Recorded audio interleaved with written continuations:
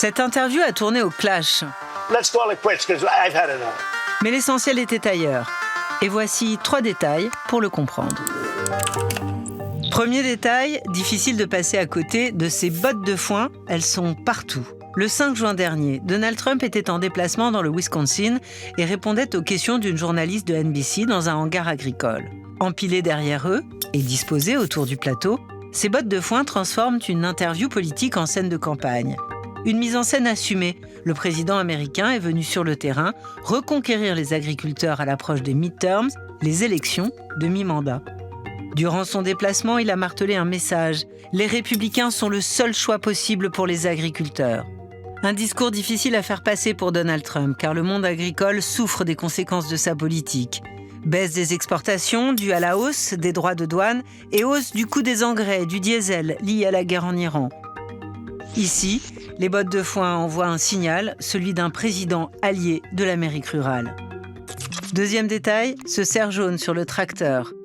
Ce logo est immédiatement reconnaissable aux États-Unis. C'est celui de John Deere, le géant américain du matériel agricole. John Deere incarne depuis des décennies une certaine idée de l'Amérique rurale, celle du travail de la terre et de l'industrie nationale. Et Trump entretient une relation particulière avec cette marque. En 2024, lorsqu'une partie de la production de John Deere devait être délocalisée au Mexique, il avait menacé l'entreprise de taxer à 200% ses produits une fois réimportés aux États-Unis. Il se posait alors en défenseur des emplois industriels américains. Début 2026, il se félicitait publiquement de la décision de John Deere qui annonçait finalement l'ouverture de nouveaux sites de production sur le sol américain. Le tracteur devient donc un symbole politique. En plaçant ce logo bien en évidence derrière lui, Trump ne parle pas seulement d'agriculture, il défend son projet America First. Troisième détail, cette cuve Wheaton Grain.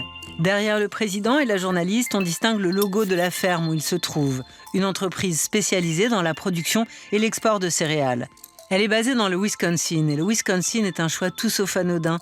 C'est la première fois que Donald Trump retourne dans ce grand État agricole américain depuis son élection en 2024. À l'époque, il y avait été largement élu.